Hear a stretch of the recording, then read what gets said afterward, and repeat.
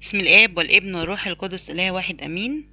هناخد درس النهاردة في جزء من إنجيل يوحنا الإصحاح 14 من عدد 26 ل31، وده الجزء اللي علينا محفوظات السنة دي.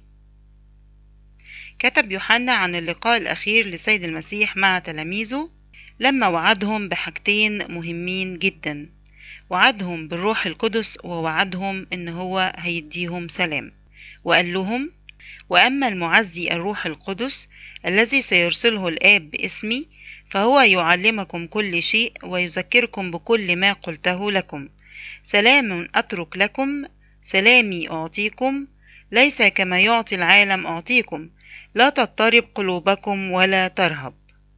سمعتم إني قلت لكم أنا أذهب ثم آتي إليكم، لو كنتم تحبونني لكنتم تفرحون، لأني قلت أمضي إلى الآب لأن أبي أعظم مني. وقلت لكم الآن قبل أن يكون، حتى متى كان تؤمنون. لا أتكلم أيضا معكم كثيرا، لأن رئيس هذا العالم يأتي وليس له في شيء، ولكن ليفهم العالم إني أحب الآب، وكما أوصاني الآب هكذا أفعل. قوموا ننطلق من ها هنا. هنلاقي هنا إن يوحنا الحبيب أصغر التلاميذ سنا وآخر واحد في التلاميذ تنيح، وهو التلميذ الوحيد اللي ما استشهدش زي باقي التلاميذ، لكن مات موتة طبيعية جدا. فهو كاتب إنجيل يوحنا، ويلقب بيوحنا الإنجيلي، ويلقب بيوحنا البتول لأنه لم يتزوج، ولقبه يوحنا اللاهوتي أيضا لأن إنجيله أبرز لاهوت السيد المسيح، ويرمز ليه بالنسر لأن زي ما النسر بيطير ويحلق في السماء، يوحنا بإنجيله حلق بينا للسماء وعرفنا عن لاهوت السيد المسيح. ويلقب بالرائي لأنه رأى رؤية عظيمة أثناء نفيه بجزيرة بطمس، وسجلها في سفر يسمى سفر الرؤيا، وهو آخر سفر في الكتاب المقدس. هنلاقي إن في إنجيل يوحنا الإصحاح 24 اتكلم فيه السيد المسيح في الحوار الأخير مع التلاميذ عن نفسه لما قال: أنا هو الطريق والحق والحياة. بعد كده كمل كلامه مع التلاميذ ووعدهم بالروح القدس ووعدهم بالسلام. واحد، الوعد بالروح القدس، حيث وعد السيد المسيح تلاميذه بإرسال الروح القدس الذي يحل عليهم ويملأهم بالمواهب الإلهية، حتى يتذكروا وصايا السيد المسيح لهم أثناء وجوده معهم على الأرض، وأن يفهموها الفهم الكامل ويستخدموها لمجد اسمه القدوس ولخير البشرية وسلامها.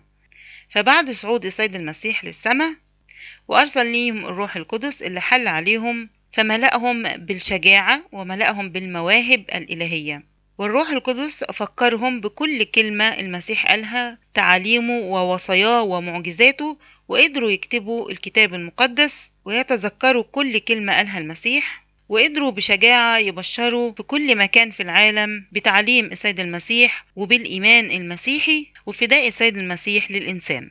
لذلك كتب التلاميذ الإنجيل بإرشاد من الروح القدس، فذكرهم بدقة تفاصيل كل كلام الرب يسوع، وكان كمان بيعرفهم بأمور ما كانوش يعرفوها قبل كده، وكان بيعصمهم من الخطأ ويفكرهم بكل تفاصيل ووصايا الرب يسوع. كذلك الروح القدس داخلنا اللي بناخدها في المعمودية وتسكن جوانا، بتذكرنا بوصايا المسيح له المجد، وتقينا من الخطأ وتبكتنا على الخطية عشان نعترف بيها ونتوب عنها وما نكررهاش تاني. فروح الله داخلنا تقدس أفكارنا وحواسنا وتقينا من الخطأ.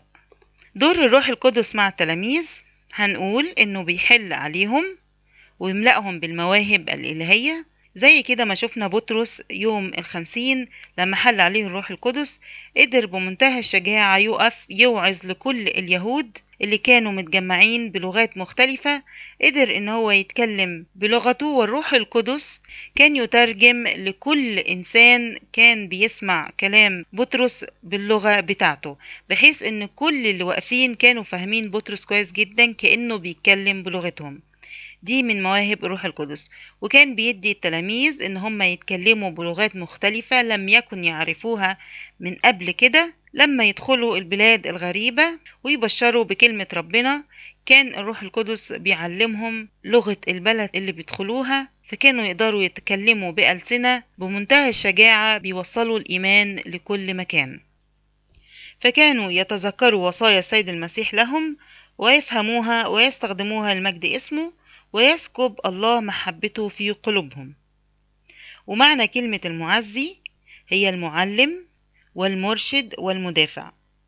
المعلم إن هو كان بيعلمهم بأمور لم يكن يعرفوها من قبل، والمرشد إن هو بيرشدهم للمكان اللي ربنا عاوزهم يدخلوه علشان ينشروا الإيمان فيه، والمدافع إن هو بيدافع عنهم وعن الإيمان المسيحي. فالروح القدس المعزي يعني الروح القدس المعلم والمرشد والمدافع. تاني وعد ليهم هو الوعد بالسلام، سلام يسوع. أوصى السيد المسيح تلاميذه أن يحفظوا وصاياه ويعملوا بها ويبرهنوا بها على حبهم له، ووعدهم بالمكافأة اللي يستحقوها والتي ستكون مصدر للبهجة والفرحة لهم، وهو الوعد بالسلام الذي سيكون في حاجة إليه بعد صعود الرب يسوع للسماء، حيث سيواجهون المصاعب والضيقات والاضطهادات. فبرغم الضيقة والاضطهاد اللي هيقابلوه، إلى أن ربنا بالروح القدس هيحل جواهم السلام والبهجة والفرح. وسلام الرب يسوع هنا هو سلام روحي سماوي وليس مادي وزائل ومؤقت، لأن سلام الله سلام دائم ويتميز بروح البهجة والفرح. ثم عاد وشرح لهم أنه سوف يتركهم لأنه سوف يعود إليهم ثانية.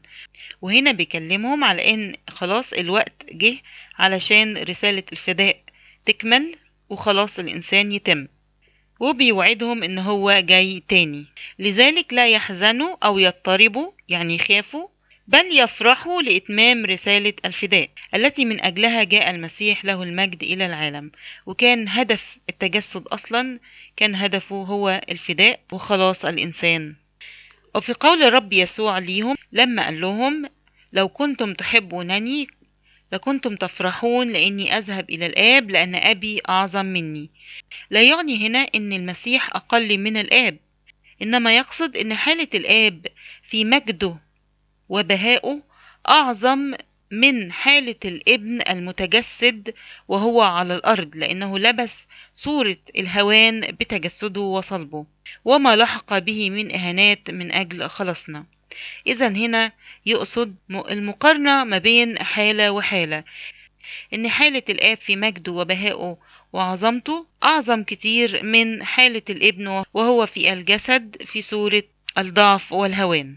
وأخيرا أعطى لتلاميذه كل الوصايا التي يريدهم أن يحفظوها ويعملوا بها، ولم يعد مجال آخر للكلام لأن الساعة قد أتت. ويقصد بها هنا ساعة الخلاص والفداء، كان خلاص وقت الصلب قرب لإنجاز عمل الفداء والموت على الصليب، وموته هذا بسلطانه هو ورضاه واختياره وإرادته، لأن رئيس هذا العالم اللي هو يقصد به الشيطان، لأن زي ما قال أن العالم قد وضع في الشرير، فأصبح الشيطان هو رئيس العالم، وهو لا يسيطر إلا على الخطاة فقط، إنما المسيح قدوس بلا خطية، فالشيطان ما يقدرش يسيطر على المسيح، بل السيد المسيح هو اللي له كل السلطان والقدرة إن هو يسيطر على الشيطان.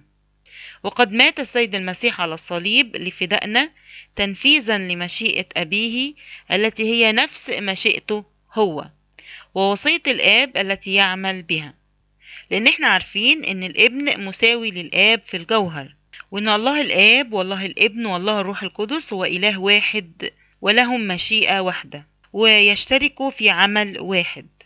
فمشيئة الآب في خلاص الإنسان هي نفسها مشيئة الابن في الفداء وخلاص الإنسان. وزي ما قال لنا الآب يرسل الروح القدس عن طريق الابن، إذن الآب والابن والروح القدس بيشتركوا في كل عمل بيتم، وهذا دليل على اتحاد مشيئة اللاهوت والناسوت في مخلصنا الصالح اتحاد كامل. فكما وعدنا الرب يسوع بإرسال الروح القدس من الآب باسمه ووعدنا بالسلام، فيسكن الروح القدس داخلنا يعلمنا ويرشدنا ويحفظنا من كل خطية. ولإلهنا المجد دائما أبديا آمين.